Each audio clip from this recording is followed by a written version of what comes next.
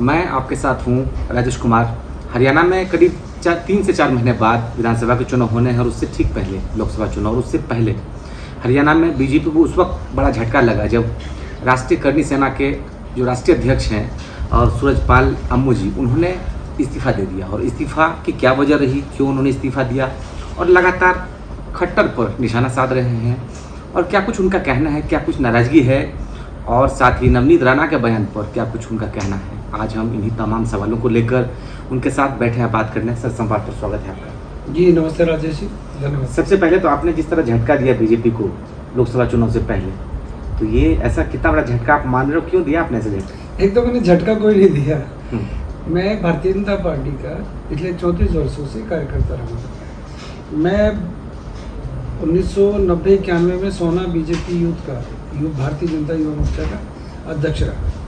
मैं उसके बाद जो भूपेंद्र यादव जो आजकल केंद्र में मंत्री हैं और अभी अलवर से पार्लियामेंट का चुनाव भी लड़ रहे हैं, मैंने उनके साथ, वो जिला के अध्यक्ष होते थे गुड़गांव के, मैं उनके साथ जिला महामंत्री होता था। सुभाष बराला जो आज राज्यसभा के सांसद हैं, मैं उनकी टीम में प्रदेश मंत्री रहा और प्रदेश उपाध्यक्ष रहा। अनिल विज जो गृह मंत्री हैं, उनके माध्यम से मैंने भारतीय जनता पार्टी ज्वाइन की थी जब थे गृह मंत्री, अब नहीं रहे। और उसके बाद लगातार मैं मनोहर लाल जी की सरकार में प्रवक्ता रहा, भाजपा का मीडिया कोऑर्डिनेटर रहा, और प्रवक्ता के रूप में मैंने अभी जो लास्ट जो ओम प्रकाश धनखड़ जी प्रदेश अध्यक्ष थे, तब तक प्रवक्ता के रूप में काम किया।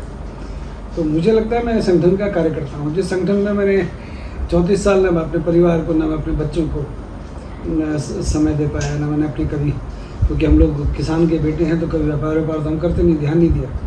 तो हम लोगों ने जो 34 वर्ष दिए हैं, जिस संगठन में हम रहे, जिस संगठन ने हमें बहुत कुछ दिया, जिस संगठन के कारण हमारा दुनिया भर में नाम हुआ, उस संगठन को झटका देने की नियत ना मेरी कभी थी ना है।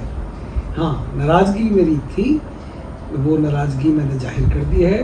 हाँ, मनोहर लाल खट्टर जो पूर्व मुख्यमंत्री हरियाणा के हैं, वो राजपूत समाज से कुछ एलर्जी रखते हैं, उनको दिक्कत है। खासतौर पर सूरजपाल अम्मू जैसे कुछ लोग हैं जिनको पसंद नहीं करते। जो मनोहर लाल खट्टर 2010, 11, 12, 13 तक मेरे घर में रहे, आते जाते रहे, इसी घर में जहाँ पर आप बैठे हो, इसी घर में भारतीय जनता पार्टी किसान मोर्चे का कभी कार्यालय हुआ करता था, केंद्रीय। ओम प्रकाश धनखड़ जी मेरे पारिवारिक मित्र हैं, वो उनका आशीर्वाद, उनका सानिध्य मेरे पास हमेशा रहा, मेरे मार्गदर्शक वो रहे।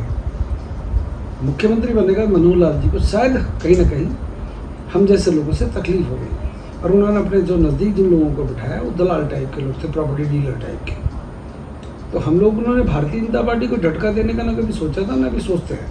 हाँ, मेरा मन व्यथित था रूपाला साहब के बयान से, जो उन्होंने क्षत्रिय समाज को अपमानित करने का काम किया।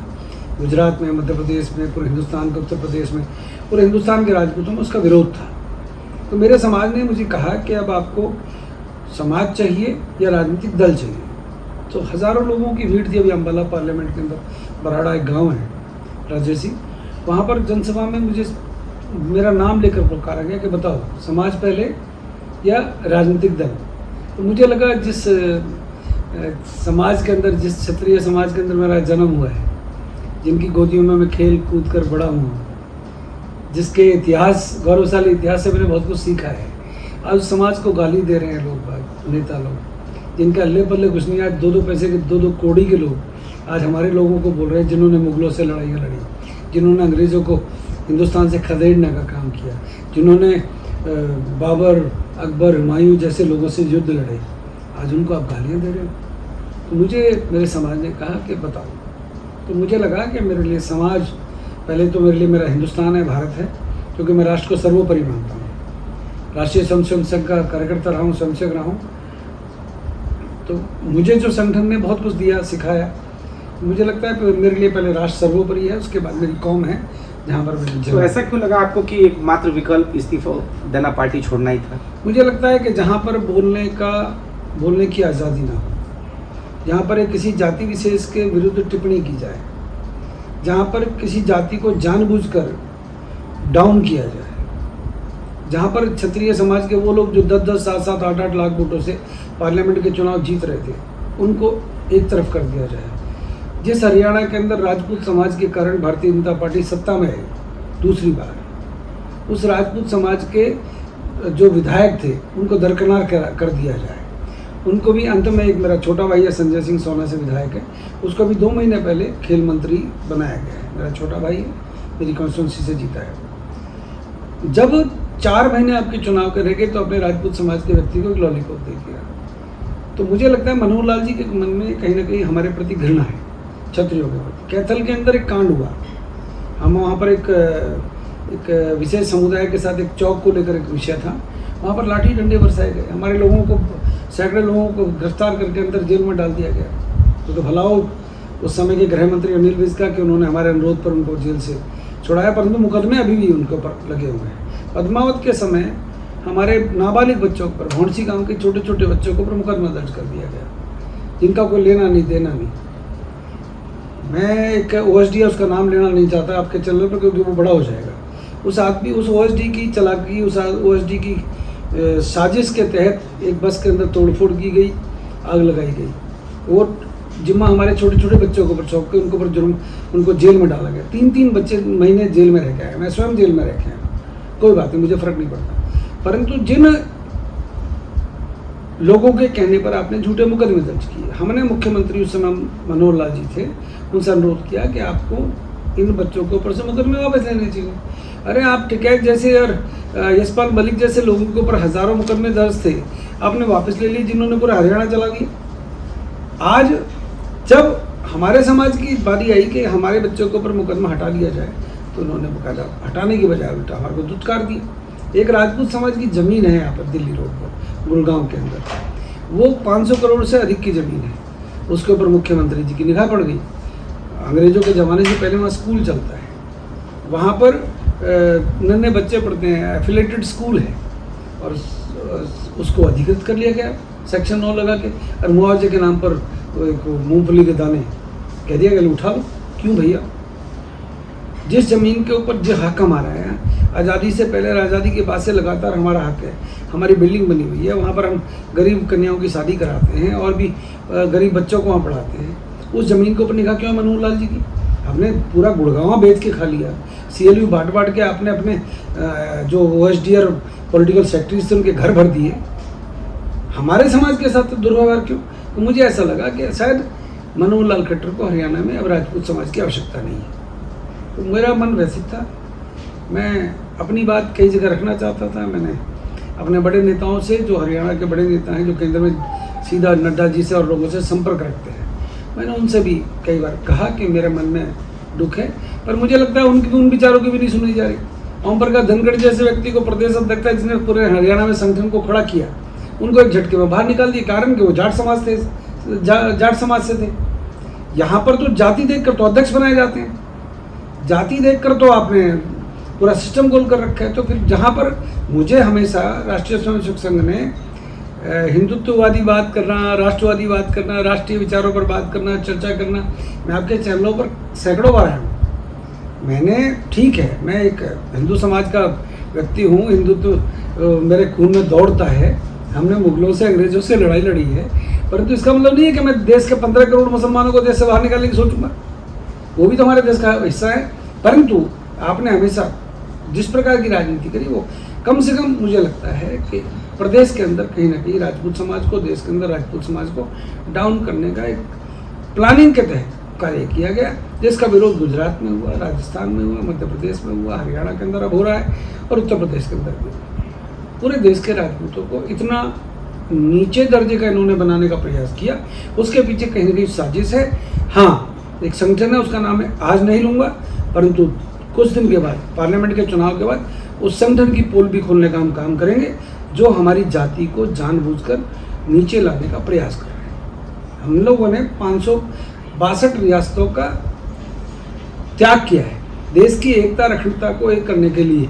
हमने लाखों एकड़ जमीन भारत सरकार को उस समय दी जब देश का बंटवारा हुआ और देश की एकता अखंडता को खतरा था। हम लोगों ने क्या नहीं किया। आज हमारी कौम को क्या मिल रहा है साहब? सूरजपाल अम्मू ने तो कभी ना सरकारी पद मांगा, ना मुझे कोई टिकट मैंने आज तक मांगी 34 सालों में, ना मुझे चाहिए, ना मुझे चुनाव लड़ना। परंतु हम जैसे निस्वार्थ काम करने वाले कार्यकर्ताओं को भी आप अपमानित करोगे, हमारे नन्हे बच्चों के ऊपर मुकदमा दर्ज करा के उनको जेल में डालोगे, तो किसी न किसी को तो विरोध करना पड़ेगा। डेमोक्रेसी में, लोकतंत्र में तानाशाही की कोई जगह नहीं है। तो आपका ये कहना है कि मोदी और शाह से कोई नाराज़गी नहीं है, लेकिन नाराज़गी है तो खट्टर से। बिल्कुल, मैंने नरेंद्र भाई मोदी के साथ 1995 से लेकर 1999 तक उनके तहत नीचे जब वो हरियाणा के प्रभारी थे, 5 राज्यों के प्रभारी थे, मैंने उनके साथ काम किया है। मेरा सौभाग्य है कि मेरी मारुति जैन होती थी उस समय 27 नंबर। मोदी जी को मैंने कई बार मारुति जैन के अंदर दिल्ली से गुड़गांव या सोना उनको लेके आता था, उनकी बातें सुनता था, उनकी पाठशालाएँ, कार्यशालाएँ, ट्रेनिंग कैंप्स अटेंड किए हैं। अमित भाई शाह जिन्होंने देश के अंदर ऐसे निर्णय किए, धारा 370 को हटाया है और दुनिया भर के नए कानून लेके आए, तो मेरा उन लोगों से कोई नाराज़गी नहीं है। हाँ, एक नाराज़गी जरूर है, रूपाला ने जब बकवास की तो रूपाला को रोकने के लिए जेपी नड्डा या भाजपा का कोई बड़ा नेता उस समय अगर रूपाला को आईना दिखाता, क्योंकि हमारी मांग सिर्फ इतनी थी कि आप रूपाला की टिकट बदल दें। लाखों 3-3, 4-4 लाख राजपूत राजकोट के अंदर सड़कों पर बैठे हैं, विरोध कर रहे हैं। मानता हूँ मैं रूपाला जी बड़े सीनियर लीडर हैं, मैं भी उनसे व्यक्तिगत रूप से कई बार मिला हूँ, परंतु कई बार कहते हैं विनाश काले विपरीत बुद्धि। विनाश काले जब विनाश होना होता है तो बुद्धि भी काम करना बंद कर देती है। तो रूपाला जैसे व्यक्ति ने जिस प्रकार की बयानबाजी दी, हाँ उन्होंने 3-4 बार माफ़ी मांगी है, और आदमी माफ़ी कब मांगता है जब गलती करता है।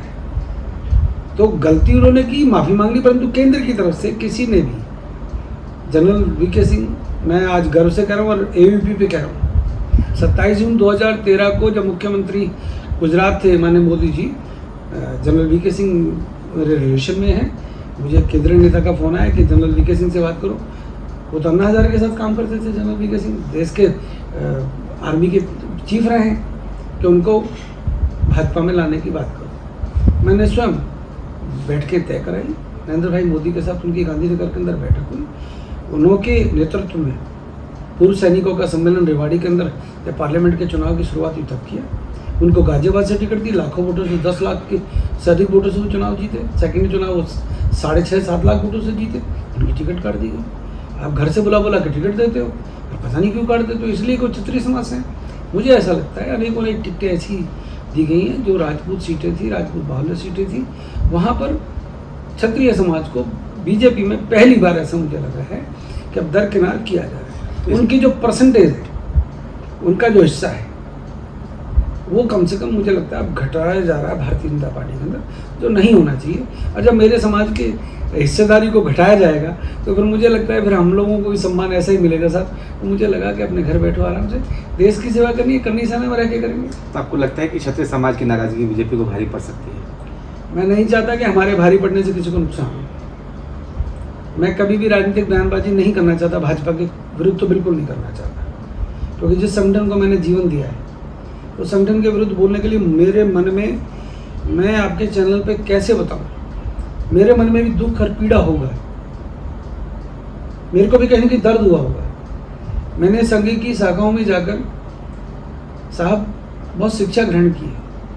मैंने भी भारतीय जनता पार्टी के सैकड़ों प्रशिक्षण वर्ग में उमा भारती के साथ काम किया, मैंने शिवराज सिंह चौहान के साथ किया है, मैंने जेपी नड्डा साहब के साथ काम किया है, मैंने जी किशन रेड्डी के साथ काम किया है, भूपेंद्र यादव के साथ काम किया है। मैंने तो कभी ये नहीं सोचा मुझे भी केंद्र में कोई स्थान मिले, कारण कि मेरे पास कोई सिफारिश नहीं है साहब, मेरे पीछे किसी का हाथ नहीं है, मैं चमचागिरी किसी करता नहीं, मैं किसी के कोठी के बाहर जाके खड़ा नहीं होता। तो मेरे जैसा कार्यकर्ता जिन्होंने कैलाश विजयवर्गीय जैसे मित्र के साथ काम किया हो, आज उन लोगों को, मैं आतंकवाद विरोधी मसाल यात्रा, एक मुझे याद है मैं दिल्ली से प्रारंभ की थी, शिवराज सिंह चौहान उस समय राष्ट्रीय अध्यक्ष थे भारतीय जनता युवा मोर्चा के। मैं कभी पैदल नहीं चलता था, उस समय शरीर थोड़ा भारी था। मैं उस समय दिल्ली से उस यात्रा को लेकर चला, मेरी ड्यूटी थी यूपी के बॉर्डर पर। स्वतंत्र देव जो यूपी के बड़े मंत्री हैं, वो यूपी के अध्यक्ष होते थे, कि उनको सौंपनी है। स्वतंत्र का फोन आया कि सूर्यपाल सिंह आगरा तक आओ। मैंने कहा यार मैं तो ये कोसी बॉर्डर तक ले आया, अब अपनी यात्रा को संभालो, मेरे बस की पैदल चलना नहीं। ना चाहते हुए भी मैं उत्तर प्रदेश आगरा तक उस यात्रा को लेकर गया। हमने सब खून पसीना बहा है, हमने लाठियाँ खाई हैं। बोट क्लब पे अडवाणी जी की रैली थी, मुझे याद है, अगर आप मेरी इन जख्मों को दिखाएंगे, ये टूटे पड़े हैं पैर, ये सारे के सारे। हमने लाठियाँ खाई हैं साहब। बोट क्लब की रैली पर मुझे याद है मैं रामविलास शर्मा जी के साथ था। हमारे को पहाड़गंज के अंदर लाठियों से मारा गया उस समय दिल्ली पुलिस के द्वारा। हम लोगों ने लाठियाँ खाई हैं, डंडे खाए हैं। जिस बाबरी ढांचे की बार बार बात करते हैं, उस ढांचे को क्या इन्होंने गिराया क्या?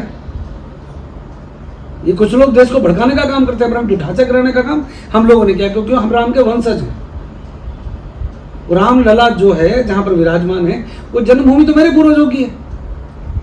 रामलला का मंदिर बन गया, रामलला विराजमान हो गए, मंदिर बन गया। जब ट्रस्ट बनने की बात आई तो एक हिंदुत्ववादी संगठन ने ठेका ले लिया कि इस ट्रस्ट के अंदर फलाने फलाने होंगे।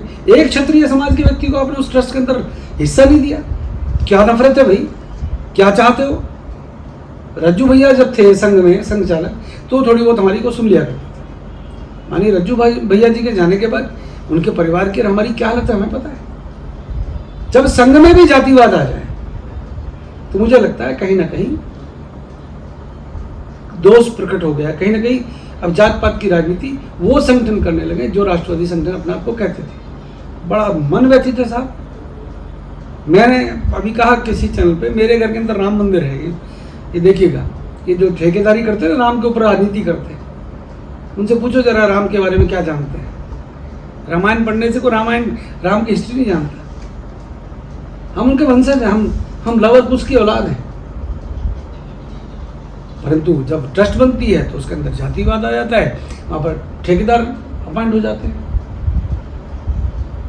किसी ने कहा मंदिर, राम मंदिर क्यों नहीं गए?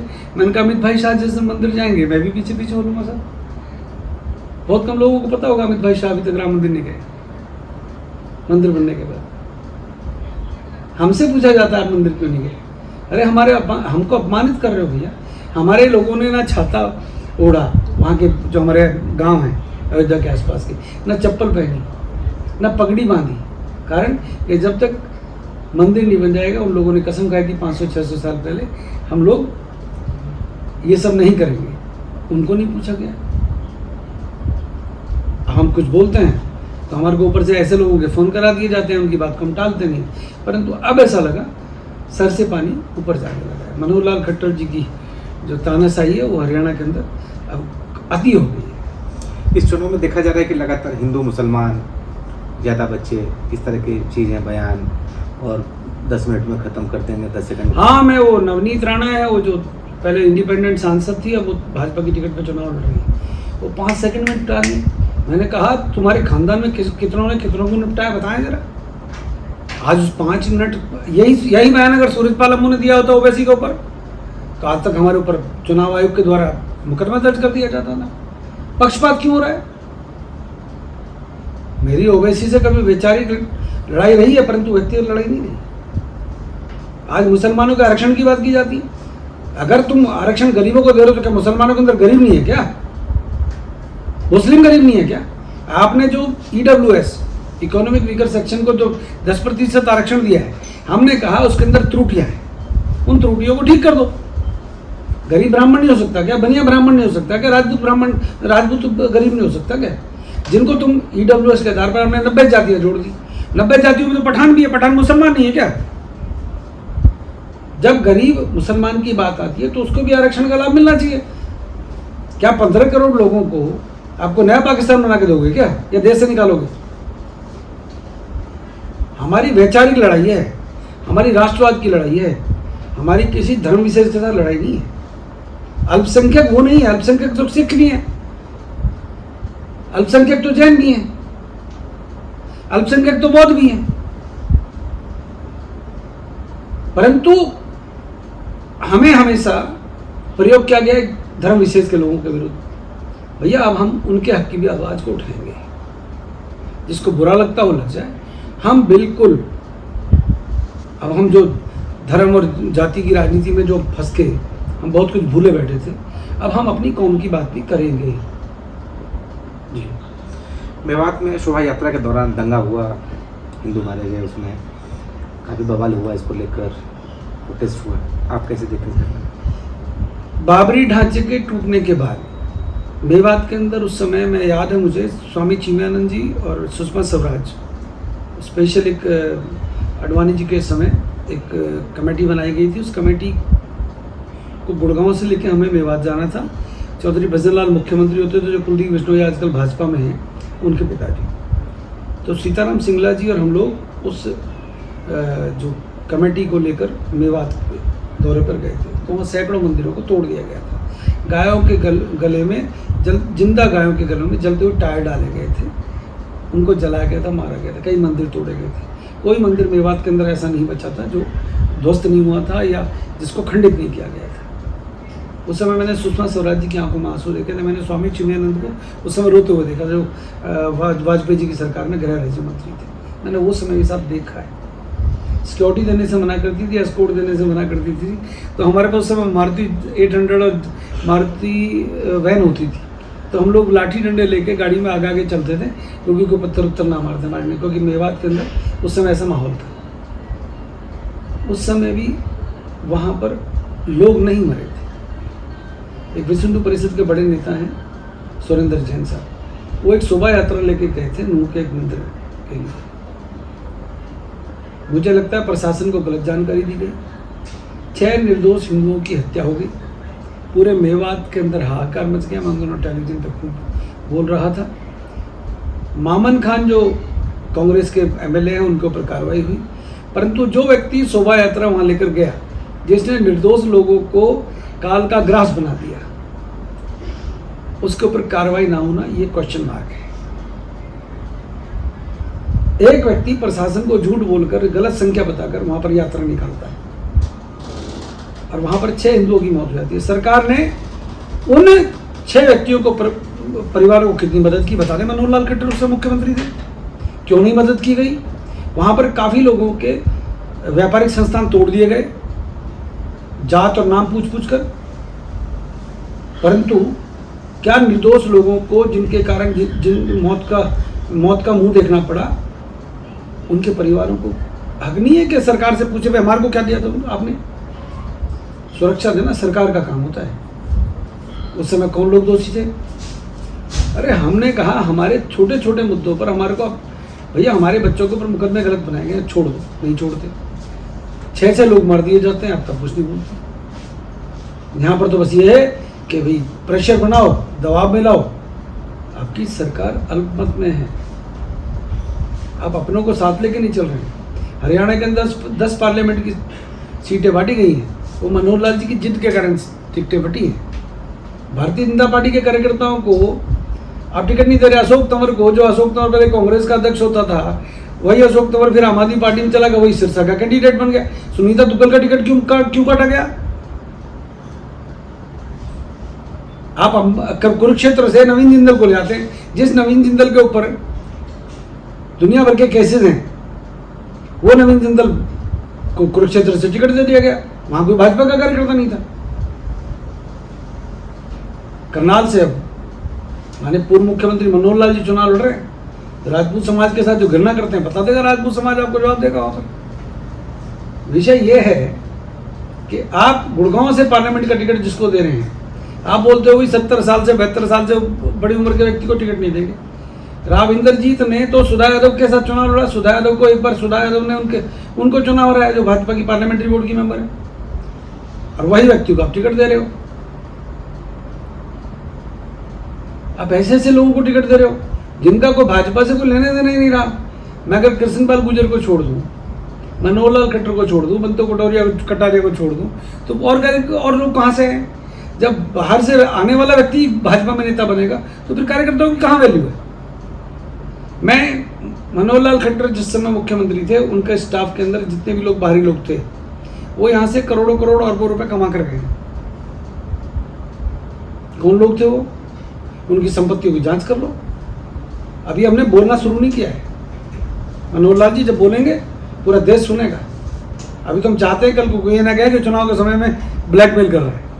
हम तो ये चाहते हैं कि हमारे ऊपर जो, हमारे साथ जो पक्षपात हो रहा है, हमारे को जो दबाया जा रहा है, हम लोगों को जो खराब किया जा रहा है, कम से कम हमें जीने का हक तो है। देश के नागरिक तो हम भी हैं। हम लोगों ने, हमारे पूर्वजों ने कुछ न कुछ त्याग इस देश के लिए किया होगा। हमने आपका ये कहना है कि जिनके सलाह पर हरियाणा में टिकट दिए गए, वो सलाह देने वाला व्यक्ति गलत है, उन्होंने ठीक सलाह नहीं। मैं समझता हूँ मनोहर लाल जी एक ऐसे राजा के रूप में यहाँ काम कर रहे हैं जो जनता की नहीं सुनता, ना अपने मंत्री परिषद की सुनता, ना अपने लोगों की सुनता। मुझे नहीं पता मनोहर लाल जी को क्यों मुख्यमंत्री पद से हटाया गया। शायद कहीं ना कोई गड़बड़ हुई होगी, परंतु अब जनता के बीच में आप जा रहे हो, जवाब तो देना पड़ेगा आपको। आज मेरा जैसा कार्यकर्ता आज क्यों दुखी है? मैंने घोषणा की है आपके चैनल पर, एबीपी पे कह रहा हूँ और पूरे होशो हवास में कह रहा हूँ मैं कोई राजनीतिक दल ज्वाइन करने वाला नहीं हूँ। मैं तो करनी सेना के, जो मेरा करनी सेना अंतर्राष्ट्रीय स्तर पे काम करता है, पंजीकृत संगठन है, बाकायदा प्रॉपर सिस्टम से संगठन चलता है, सभी जातियों का संगठन है, इसमें बनिया, ब्राह्मण, राजपूत सभी जातियों के लोग हैं। उस करनी सेना को अब राष्ट्रीय अंतर्राष्ट्रीय स्तर पर मजबूत करने का काम करूँगा। एक आपने इम्पोर्टेंट बात कही कि करनाल में खट्टर को पता चल जाएगा इस बार चुनाव में, तो क्या पता चलेगा, थोड़ा साफ करिए। पता क्या चलेगा? 1.5 लाख से अधिक वोट हैं राजपूत समाज की। मैं आपके चैनल से कह रहा हूँ, वोट देते वक्त ध्यान दें। जिस व्यक्ति ने हमारे ऊपर जुल्म किए, जिस व्यक्ति ने हमारे लोगों के ऊपर मुकदमे दर्ज किए, कम से कम उनको आईना दिखाने का समय है। जी, तो जाहिर तौर पर सूरजपाल अम्मू जी का कहना है कि इस बार हरियाणा में जिस तरह से क्षत्रिय समाज का अपमान किया गया देश भर में, हरियाणा की जनता खासकर बता देगी बीजेपी को कि क्षत्रिय समाज की नाराजगी का क्या परिणाम होता है। और आपने ये पहला पॉडकास्ट को अपना वक्त दिया, बहुत शुक्रिया आपका। Thank you.